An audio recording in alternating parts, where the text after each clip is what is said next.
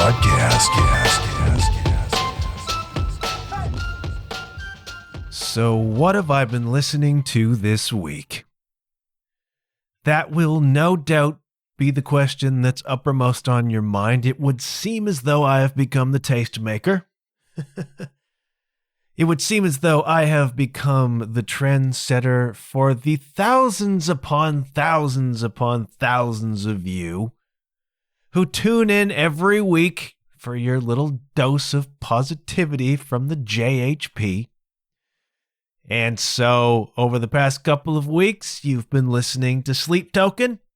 Some of you are as bewildered as I am by Sleep Token, but you've been checking it out, being part of the new wave, being part of the zeitgeist, and maybe you checked out Unto Others, and maybe you listened a little while back to some Ghost when their new record was out, and I was listening to that. And so you come to me week by week with bated breath, cap in hand, earbuds in hand, to say, oh, great tastemaker, what are you listening to this week? And I've been listening for the past several days, almost exclusively, to a Spotify playlist upon which I stumbled, This is Dirty Looks. Dirty Looks is a band that I have talked about before on this podcast, but not for several years, and we have reached a point in production now where I can say it's been several years, and a few thousand of you who are newcomers to the program will not know what I'm talking about, will not perhaps have checked out my archives. So, Dirty Looks is a band ostensibly out of Erie, Pennsylvania, formed in the early 80s. Actually, I think in San Diego or elsewhere in California, but the members came originally from Erie, Pennsylvania, and I think they're returned at a certain point. But they released this band, Dirty Looks, in the year of our Lord, 1988. What I maintain is one of the great hard rock records that has ever been produced and remains among my favorite records of all time. It is a desert island record for me called Cool from the Wire. And when I was 15 years old, my buddy Jay and I played the proverbial crap out of that record because it is a hard rock masterpiece. It really, really is. All killer, no filler, Cool from the Wire by Dirty Looks. And they had a distinctly Bon Scott AC/DC vibe, okay? Now, the singer, guitar player, songwriter, the driving force behind Dirty Looks was a cat called Henrik Ostergaard. And he sounded like Bon Scott. I mean, he just had that same sort of rasp. He sounded like Bon Scott. If there had been a movement at some point to do a Bon Scott vibe AC/DC reunion and they needed a singer, Henrik Ostergaard would have been the guy. Because he doesn't sound exactly like Bon Scott, but he sounds like Bon Scott. And the music that he wrote was very much this blues-inspired, AC/DC influenced kind of 3-chord rock and roll. The same sorts of AC/DC style riffs. And then this Bon Scott kind of vocal. I'm not trying to pretend that Dirty Looks was a ripoff of AC/DC. They weren't. Most distinctly had their own sound and their own vibe. But if you're trying in broad strokes, in broad terms, to describe the sound of Dirty Looks, that's it. Bon Scott era AC/DC as a ballpark, but then they had their own nuance within that. And they produced, I believe on Atlantic Records in 1988, this album Cool from the Wire, which is a masterpiece of the hard rock genre. The production, the guitar tones, the vocals, the riffs, really, really terrific hooks. And it's just a cool album. And I think they just captured a moment. They had released albums before that. They were not on majors. I don't even know if they were label records, if they were indie. They got picked up and they released this album on Atlantic. Pretty sure it was Atlantic, Cool from the Wire. And what an amazing record it is. And it gets it gets considered part of the hair/glam metal scene of the late 80s. And yeah, you could make that connection in as much as you could make AC/DC part of that. Peripherally part of that, but Dirty Looks was by no means a glam band. Yeah, long hair for sure. But even in 88, 89, when we're talking peak of the glam era, where cats are wearing the teased up hair and the makeup and the spandex and all that stuff, before it got a little bit more street when like Skid Row came along, Dirty Looks is on stage in ripped jeans and t-shirts, man. They did not have that Sunset Strip, really glam, makeup-y, kind of feminine look that was all the rage in that scene in those days. They were a band from Pennsylvania, man, and they looked like they rolled up on the neighborhood bar and just plugged in and started playing. AC/DC was like that too, if you can separate yourself from Angus's schoolboy outfit. The rest of them are just jeans and t-shirts, man. Very blue collar, very throwback Bud, maybe smash it against the bar and stab somebody with it. That kind of a rock and roll band. Now, you might, if you're savvy, look at me and say, well, the Pennsylvania thing doesn't really jive, man, because Cinderella came from Pennsylvania. Right you are. And they were as glam as it gets in that period of time. 86, 87, 88. Your point is well taken. Dirty Looks was not that. All right. They were very much, steel making, gritty, blue collar Pennsylvania. And they made this amazing record, Cool from the Wire, and it remains one of my favorites of all time. And I listen to it still fairly frequently. But a funny thing happened where that was 88, and then their next record, Turn of the Screw, which actually I think sold a little bit better because it had the momentum of Cool from the Wire behind it. And they were like an MTV band. They were touring. They had a level. They hit a level, and I don't know why they didn't hit a higher level. I really don't know, because the songs were there. The musicianship was there. The production was there. The major label was there. And who's to say? Who's to say why things don't quite catch on like they might have? But Turn of the Screw came along and actually I think did a little bit better sales-wise. But I didn't really listen to it all that much.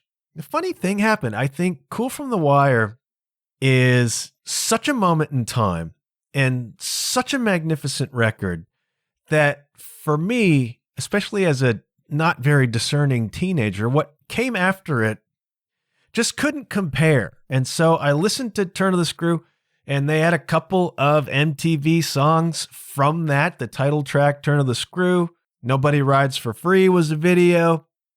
Great songs, but it's like they just, for whatever reason, I don't know if it was that they weren't produced maybe as heavy or as thick, or just Cool from the Wire was so good that nothing could compare. I just didn't get into that record. And then time went by, and I kind of dropped out of new music for a while. Most of the 90s, after about 1992, if it wasn't a King's X or a Galactic Cowboys record, I didn't really pay all that much attention. I was getting into things like Face to Face and things like Archers of Loaf. I was expanding a little bit. I was never into grunge. It just never did anything for me. And I held a certain resentment against it for what it did to my scene from high school. But I more or less checked out of new music. And Dirty Looks was releasing albums throughout that period. And then they kind of broke up, and Henrik Ostergaard started a band called Rumble Dog. And I think there were a couple of others, Burning Orange, something like that. A couple other bands that he was releasing music with, but I wasn't paying any attention. And then Dirty Looks resurfaced in the 2000s with different members. If you go to Wikipedia and you look at the list of people who have been in Dirty Looks, it reads like a football roster, including the practice squad. I've never seen a band with so many people who have been in it. But that classic Cool from the Wire lineup is the one. And Henrik Ostergaard is the common denominator. He writes it all. Dirty Looks is fundamentally him, or was. In the 2000s, they resurfaced right around LimeWire.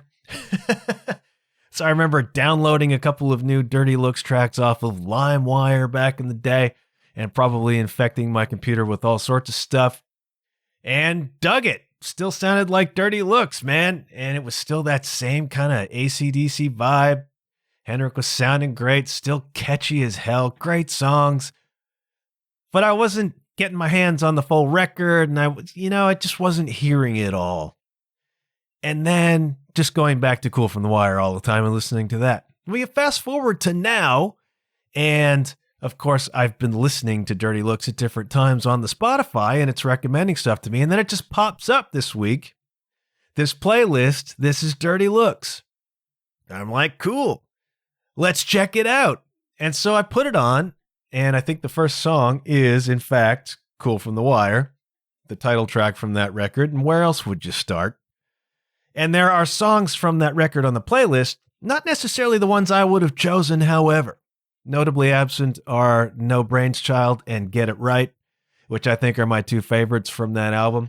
Not on this playlist, but there is a just wide, eclectic mix of Dirty Looks tracks that I haven't heard. Some I have, all right, some from my samplings, but deeper cuts, particularly from newer records like around 2008, 9, 10, 12, that I haven't really listened to before, and it just friggin' smokes. Gotta be perfectly honest. What they were producing and towards the end, and there was an end because Henrik Ostergaard, who it's generally accepted had a wee problem with the bottle. He died very young in his 40s back in around 2012. I think of liver disease, which is a bloody horrendous way for a person to die, by the way. I've seen that up close and personal. It's not pretty. Henrik died from that, which is really too bad because he would still be around today, fronting Dirty Looks and putting out records. And a version of Dirty Looks is still in existence now. That original lineup from Cool from the Wire 88, which had been long gone, reunited with the singer, I think from Dangerous Toys maybe, and started performing as Dirty Looks. And it's like they did a couple of reunion shows and called it Dirty Looks, as close as it's going to get, or something like that. Because everybody was there except Henrik Ostergaard, who is the band. And I watched some footage of that, and I heard some footage of that. It sounded really, really great. But it's not Henrik Ostergaard, you know what I mean? But the stuff they were putting out, even towards the end of his life, was just kick-ass, man. Just kick-ass bloody rock and roll. And what happens to me is that I tend to become obsessive about a certain piece of music or a certain band or a certain record for a brief period of time. So I was listening to Ghost's Scaletta obsessively on repeat, and then I was trying my best with Sleep Token, listening to Even in Arcadia, trying to catch it, trying to lock into it like real Sleep Token fans do.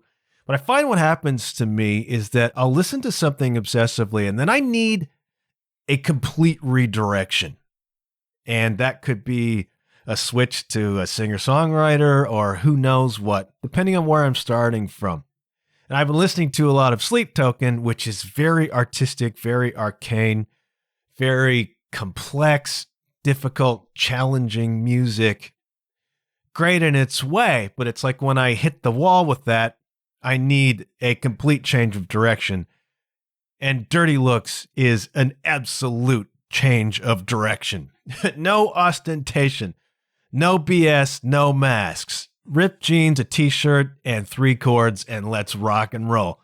And so, perfect fit, right? It's like I needed some new vibe, and this is an opposite vibe to what I had been listening to, and I've been loving it. I have been absolutely loving some of the songs that I may have heard before, but not listened to all that closely. Blue Tequila, Bring Me Down, 5 Easy Pieces, which is just a freaking great song. L.A. Anna from the Turn of the Screw record. Really, really, really great stuff. And so I've been listening pretty obsessively, almost exclusively to this compilation on Spotify. This is Dirty Looks. And if you've never listened to the band, my inclination is to say, listen to about the first dozen songs on that playlist, and you'll get the flavor. And it covers pretty much the whole spectrum, I think. And it just kicks ass. And if you were in the mood right now for some straight up, no pretension rock and roll that just curls your lip and just expresses something in you, lights a bit of a fire in you, great riffs, great hooks, thick guitars. Henrik Ostergaard had a way of producing this very stripped down, no frills rock and roll, but still putting into it these interesting little melodic twists. There's just something about the way that guy wrote where he could pull an interesting hook out of nowhere, seemingly. Like, you have a sense of where this is going to go, and then it goes in a different direction. So catchy. And then he would drop in something very serious, too, like a chord change that gets a little bit strange, but nothing that is off-putting like something from Sleep Token might be. Not these really dramatic, wide swings in texture or tone or even genre. Just a little nuance, And that's what separated, I think, Dirty Looks from a lot of other bands that had that AC/DC vibe. There would be a melodic nuance, whether that was the vocal line or the guitar parts. Something that was just a little bit unique, something that was just a little bit different, all within that structure and that framework of straight up, no frills rock and roll. And so the first dozen or so songs on the playlist will give you the vibe. And if you're into it, then you got to go listen to Cool from the Wire. You got to listen to that record top to bottom. Play it friggin' loud. Play it in your car. Play it when you've got 40 minutes to really take it in. Just a fantastic record and a fantastic band. And it's really a cool thing. And the modern world, for all of the things that'll drive you crazy about it, and the internet, for all the things that will drive you crazy about it, one of the cool things it offers under the right circumstances is this weird phenomenon where you had a band that you were really into, but only really listened to one record. And then it turns out they've got like 10 records that you haven't really listened to. And suddenly you're granted access to them. And then it's like finding a whole bunch of new music, even though it's not new, by this band that you were really into and maybe found yourself separated from for whatever reason. And a lot of it just cooks, man. A lot of it just smokes. And Henrik Ostergaard, for that style of music in that genre, was just a completely underrated songwriter. Really nuanced within a genre that is not known for its nuance. And so I've been listening a ton and discovering and rediscovering some of the highlights of this band, Dirty Looks, which is underrated and vastly overlooked. But I said very deliberately that I've been listening almost exclusively to Dirty Looks. It hasn't been exclusively Dirty Looks. And in the past day or so, something very different reappeared in my life. Our old friend Carly Thomas, with whom I played arguably the hottest gig I've ever played in my life last weekend. And I don't mean hot because we cooked, even though we did. I mean physically.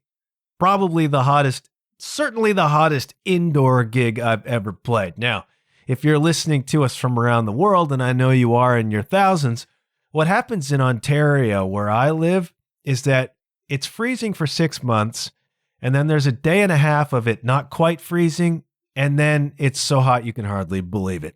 Those are the transitions of seasons. And so we had this Sunday matinee booked at a local club, which is not known for its air circulation and most certainly does not have air conditioning. We're booked to play a Sunday matinee, and when we booked that, I don't know, a couple months ago, seemed reasonable enough. And then they said it's going to be close to 40 degrees with the humidity. By the way, far too late to do anything about that. And so we set up sweating buckets in this room where there's a window behind the stage, which I don't typically like to open because it opens onto main friggin' street and people will reach in and grab you. Or people will reach in and pat you, or people will just be hanging in the window talking at you while you're trying to play. It's right behind the drum set. Normally, I would have that window closed when I play this particular venue, but that would have been a crime against humanity under the circumstances. There were a couple of ceiling fans, and whatever cross breeze comes through those windows at the back of the stage. And so I had to leave them open, and I'm pleased to report that the only person I talked to through the window was actually a friend of mine, so that's okay. Hot ass gig, and we kicked no little ass, I'm gonna say. It was a reunion. It was a reunion of the first iteration of the Carly band that I played in. We're going back like 10, 11 years now. Ken the Zen on bass, the great Pat Dryberg on guitar, and Carly and Pat and I singing 3-part harmonies, and it was just like 11 years ago. And then at different times, we've all kind of come in and out of the band, but not really as a collective. You know, there have been members of us, but not all 4 of us playing together at different times, at least as a 4-piece. And so that was fun. And we played some stuff we haven't played in probably 10 years. This really smoking cover of In the Air Tonight that we kind of lifted from Holly McNarland. And it was really great, but hot. That has nothing to do with anything. That's an anecdote. I've also played freezing gigs, and I've probably played hotter gigs outside. And one of the great crimes that a promoter or a venue will commit against a band is to hook them up to play outside in the summer with no cover on the stage. So if you can imagine it being 30 or 35 degrees, and you're out in full sun with no cover, and you've got to wear stage clothes, man. You still got to dress for the stage, even if it's a sweaty one. I've had those situations happen before, and at least hopefully you catch a cross breeze. You know, playing inside under those circumstances can be really stuffy. And if you're playing the drums and singing backup vocals and you're going for a high note or a note that you've got to hold, the question of whether you'll faint or not becomes real. I did not. But I've played in extremes of heat, and that is not fun. I've also played in extremes of cold, where I've performed on, let's say, New Year's Eve, for example, a couple times at the big local municipal New Year's Eve celebration. Big stage, really nice. Bloody cold. Not great for a drummer, not great for guitar players to have your hands that cold. And so you sometimes find yourself in extremes of temperature, and you never let them see you sweat, man, even when it's 40 friggin' degrees. Carly posts on Facebook a couple days ago, yesterday. This is Tuesday as I'm recording this. Want to keep you current, man. Want to keep you right on the cutting edge. She posted a Facebook thing, which was, I'm paraphrasing, what's a lyric that gets you every time? And when somebody throws that at me, there's a zillion things that I could pick up on. I listened to King's X. They are brilliant lyricists. And I did quote a King's X lyric from the Burning Down, which is probably my favorite King's X song. And I listened to the Weaker Thans, and John K. Sampson is a friggin' poet of a lyricist. And I listened to Sarah Harmer, and I listened to a lot of people who, and Carly herself, who are very, very deep, clever, insightful lyricists. And so there's a ton of stuff I could have pulled. But there's a lyric that continues to get me every time I hear it, and I haven't listened to it in a long time by comparison. And it's a lyric by Kathleen Edwards. And it's from a song called Feelings Fade, and it was on her album that she released in 2020 called Total Freedom. And the lyric is, and I could teach you 5 words to close a door. I don't love you anymore. Those are the 5 words. I don't love you anymore. And there's a couple of reasons why that hangs with me. A, it's just brilliant. I mean, it's just, Kathleen Edwards is one of the greats, man. She's one of the all-time greats. And her lyrics, a lot of them are tongue-in-cheek. A lot of them are very funny. very clever, very interesting. And then some of them are just deep, cutting poetry. I could teach you 5 words to close a door. I don't love you anymore. Heavy, man. Heavy. And it's a heavy song, Feelings Fade. And one of the reasons that it hits so hard for me is just because I was listening to it 10 months ago when the initial discussions of my marriage ending started. And I don't want to talk a whole lot about that. I don't want to make repeated podcasts about that because I've talked about it enough. But I was listening to that album as ostensibly life as I knew it was collapsing and falling apart. And it's not so much the lyrical theme, because that hits pretty hard on the nose. I don't love you anymore. It's not necessarily the lyric itself that resonates with me because of the circumstance. It's just the song. The song is really, at least up to that point in the song, is very quiet. It's very dark. And it's just a very affecting, very emotional, very evocative song. And so this line of lyrics is kind of a punctuation mark in this very sad, very moving song. And so whether I was in the midst of a marriage breakdown or not, I would be affected by that because I'm an emotional cat. I'm sensitive. And that's a sensitive song and a wonderful lyric within a sensitive song. And so it only gets amplified by the fact that I was going through this very heavy emotional moment. And I happened to be listening to that record at the same time. There's another song on the album, the last song on the album, called Take It With You When You Go. And it's just devastating. Devastating in all of the very beautiful ways that music can be devastating. It's also about a breakup. This album came out in 2020. It was Kathleen Edwards' return to music after having disappeared, quitting music, because she was having alcohol problems and mental health problems, and the music thing, it was all just too much for her. And she quit music and opened a coffee shop called Quitters. Quitters Coffee. And that's what she did for many, many, many years. And then, one way or another, recaught the bug. And that's an exciting thing for those of you who feel as though your gift is lost, or whatever great passion you had is gone. Those of us, say, who might have been writers at one point in time and lost that, isn't necessarily gone, you know? You can still spark an ember, perhaps. And so she's the example of that. And so she released this album, Total Freedom, in 2020. And of course, then the world shut down. She didn't get to tour it. And that happened to a lot of people. But I had always liked Kathleen Edwards, but had not paid all that much attention to her, kind of like the music of Dirty Looks that came after Cool from the Wire. And then via the medium of Instagram, I got to be acquaintances with her drummer, the great Peter Van Alphen. And so it kind of rekindled my interest. And it's like, I'm a huge Sarah Harmer fan. Why am I not listening to Kathleen Edwards? The songs that I've heard, I really, really like, and it's in the same vibe.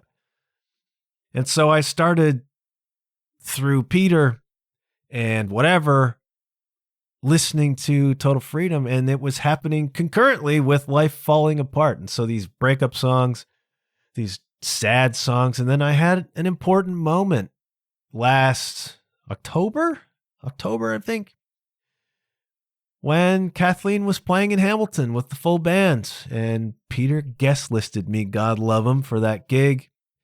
And my pal Jenny, the great Mary Jennifer Payne, a past guest on this podcast, and I went together to see the Kathleen show. And it was like, it was me stepping out in a certain sense for the first time. It was the first kind of independent act in this weird new life that was beginning to emerge from the ashes.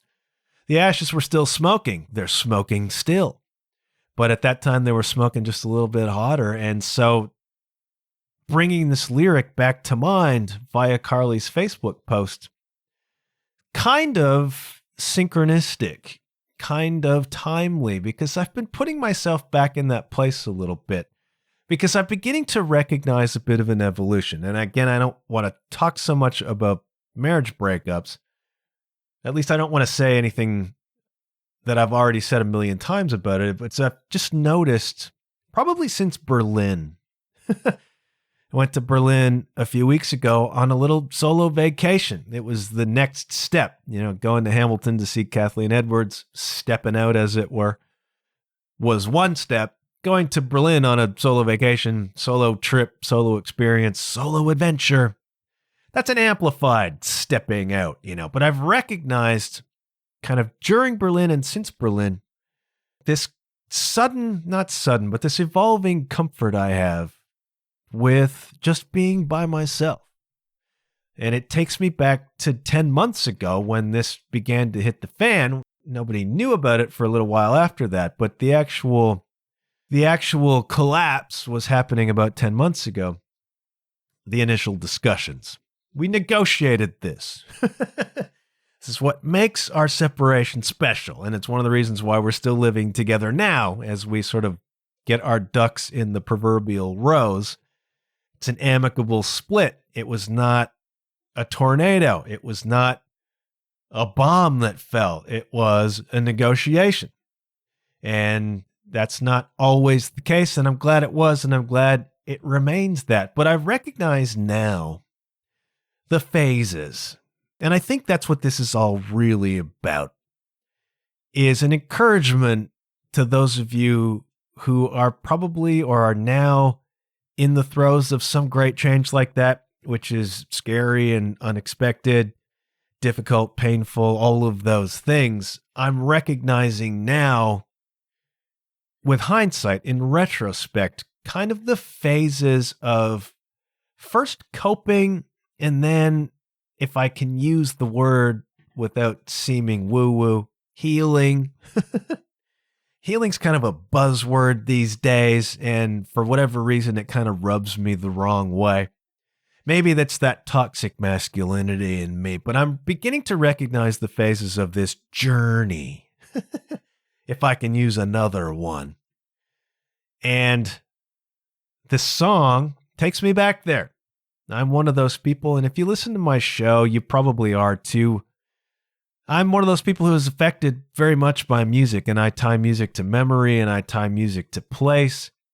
You can put on the Galactic Cowboys at the End of the Day record, and I'm sitting in our tatami mat dining room in Japan, because that's when I was listening to that record.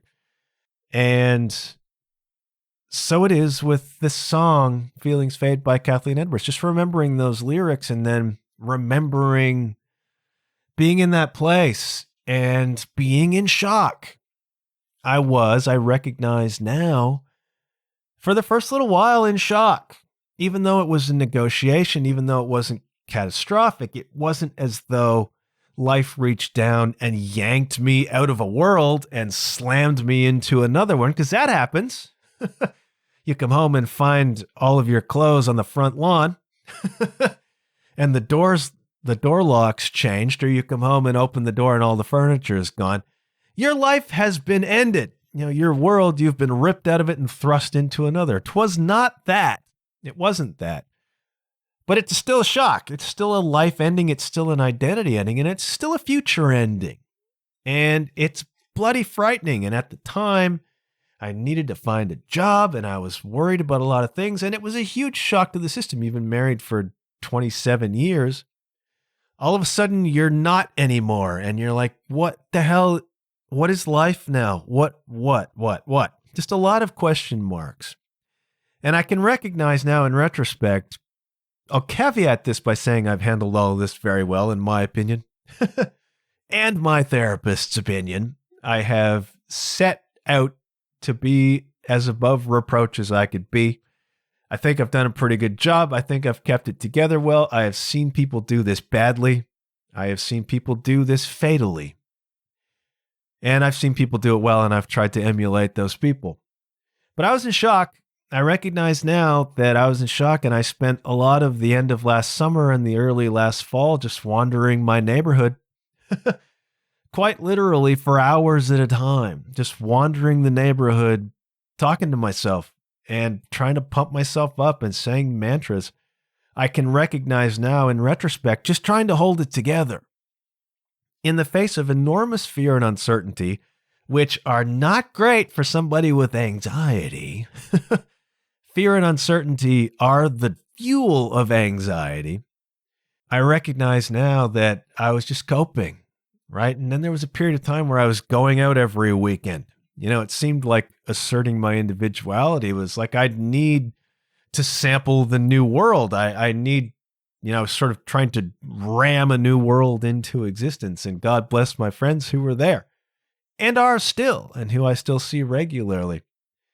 And then there was just this period of kind of looking everywhere for who's going to save me. You know what I mean? I was lucky enough that I finally landed a job. And so I recovered some dignity and some financial security, and that's cool. But I recognized that I was not really myself, sort of looking wildly around. It's like, should I start dating? What's my value here? What am I bringing to the table? And you begin to get really worried about that. I was like, well, how does the dating world work? And what is that about? And I went through this period like that too, where I was just sort of looking around at everybody like, should I be in a relationship? Is that what you do now? And looking here and looking there and looking at everyone and assessing myself. And it's like, you get kind of caught up in this churn of that, which is a great way of avoiding whatever it is that's hurting you. There's a wound that festers underneath the scab. You just put layers upon it, whether you're in shock and not even quite sure where you are, or whether you're looking wildly around for some validation, or you're just distracting yourself.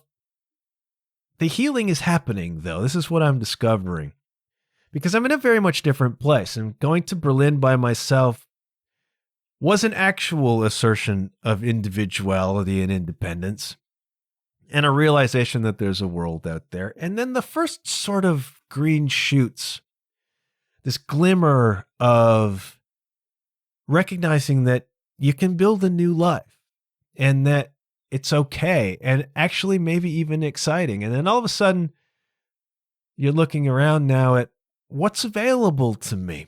What's possible now that maybe wasn't possible before? And then I'm just recognizing, as recently as last weekend, how comfortable I am now just being at home alone, which I always kind of was. But through the early phases of this process, I felt this need or obligation to be out in the world. I had to be out. Otherwise, people will worry about me. You know what I mean? Which is totally just something that I was putting on myself. But I was again in shock a little bit and not quite sure what to do. But this past weekend, I just stayed home and chilled. I practiced for my gig and I watched a little bit of Netflix and was perfectly happy and comfortable. And I'm beginning to recognize that I'm pushing through, coming through this phase of coping and moving into this much more forward thinking, this phase of much more momentum, where I'm thinking more reasonably and rationally about possibility and what can solo life look like, and just chatting with Echo, who gave me another joke that I may or may not give you. And I say all of that just to say, sometimes you don't realize the phase you're in while you're in it. And so the thing to do is to hold on to the extent that you can. I mean, if you're going through a breakup or a job loss or whatever, every difficult situation comes with its own pressures and every one is unique. The thing to do is to keep your wits about you. I've said this before. I know it's not easy to do, but it gets better, I guess is the point. It's like it takes you maybe sometimes 10 months or a year or 2 years or 5 years to realize that, well, there may have been chaos going on inside and even outside. Underneath the scab, the wound is healing a little bit. And so I can come to this now and be reminded when I think of those lyrics and I think of that Kathleen Edwards song of what it was like 10 months ago. And while I may have seemed to be more or less together on the outside, and to a certain extent I was still in shock, and I was still in fear, and I was still in a great deal of anxiety and worry about the future. And to a certain extent I still am, but I recognize that I've come through the coping and emerged on the other side. And the evidence is in my ability to just be quietly alone and not be worried about that or upset about that, and just be content and happy and thinking about, well, this can be life. Eventually I'll be in my own space, and it just becomes another level of being. Now, there's a difference, all right? And you have to be a little bit careful here. There's a difference between being alone and being a hermit. There's a difference between being comfortable in your own space and hiding from the world. And you don't want to cross that line, because when you start hiding, then that's an indication to me of a not super healthy mental state. But if you're just simply happy, quiet at home, doing your thing and all is well, then that, I think, is an indication of moving through the coping phase and into this sort of healing, growing, not exactly thriving phase, but taking steps with a more momentum, towards a happier, better place. But I think you've got to go through those periods of shock, the periods of fear, the periods of anxiety, the periods where you maybe do irrational things or impulsive things, and you got to be so careful about that. And in the moment, you don't necessarily have your faculties about you, and it can feel awful, and it can feel like you'll never get out of it. And a lot of people screw up their lives in those initial moments. They fall into bad relationships, or they do something impulsive as a way of lashing out, or as a way of seeking attention, or just releasing rage, anger, fear, hurt, pain, whatever. And they get themselves into trouble. I've been very lucky that I haven't done anything like that. And if you can just sort of keep things level, spend time with your friends, do things that bring you joy, which aren't really risky, that's helpful. But I'm realizing that you have to go through this. You can't fast track it. And the more you numb yourself from what you're feeling, the more you avoid it, turn away from it, hide from it, A, the stronger it gets, and B, the longer it's going to take eventually, right? And the harder it's going to be, as those feelings become more deeply embedded, they gather momentum, they become your reality, it becomes that much harder to root them out. And so my recommendation is that, to the extent you can, you face whatever it is you're feeling in a difficult circumstance. Don't numb it. I've seen people numb it. It ends badly, and it takes longer. It takes longer. Don't numb it with all the things. That's alcohol or drugs, sex, scrolling, doom scrolling, whatever. All of the things that are you avoiding, because I've done those things too. I'm still a doom scroller. And I can say now that if you avoid what it is you're feeling, it's going to be harder eventually to face it, and it's just going to take longer to get through it. And so I'm recognizing a lot of this in retrospect. I've been very lucky in a certain sense with how this has gone down. But I also recognize that 10 months ago, I was in a much different place than I'm in now, and I couldn't be where I am now without having gone through the 10 months, all the different phases. And so if you're going through something right now that feels bad, if you're going through something right now that you're not sure you can, recognize that you're in a phase of it, and the wound heals under the scab, and try to stay positive, or at least neutral, and do the things that bring you joy, I guess. Try to find what green shoots there are and what optimism you can hold on to. And I know it's not easy to do. I've been very lucky. This has not been as bad for me as it is for a lot of people. Very lucky, and I'm grateful for that. And I don't know if that's of any use to you or not. All I can tell you from my experience over the past 10 months is that if you hang in there, stuff does tend to get better. Stuff does tend to get better, and it sucks to go through it. It hurts to go through it, but then you can look back and realize how much progress you've made emotionally, mentally, even physically. And that's a good thing. So from somebody who's nearly a year now into this, if you're brand new to it, I can tell you that it does get better, but you've got to go through the phases to do it, and don't avoid them. and don't do rash, impulsive things that are going to get you in trouble and screw it up worse. And try to be nice. I don't have time to say more. This is way too long, and I got to edit the whole damn thing and get it out tonight. I hope you've listened this far, and, go listen to that Dirty Looks. This is Dirty Looks playlist on Spotify, or if nothing else, listen to the Cool from the Wire record. If you're into straight up no frills rock and roll that really smokes and has hooks and really great guitar riffs, great band. Henrik Ostergaard, R.I.P., was a terrific writer. Underrated, underappreciated. Go check that out if you want to be a little bit sad.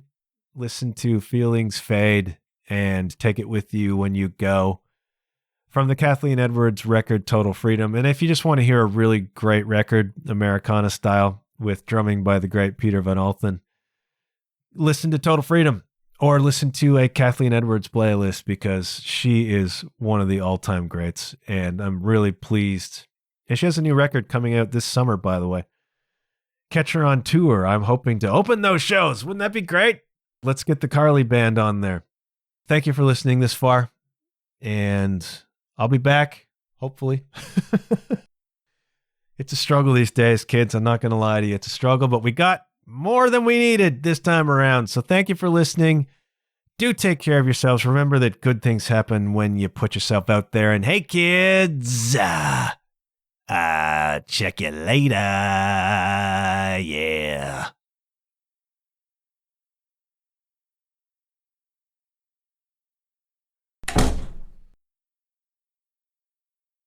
And I could teach you 5 words to close the door. I don't love you anymore. Be interesting to hear Henrik Ostergaard sing that.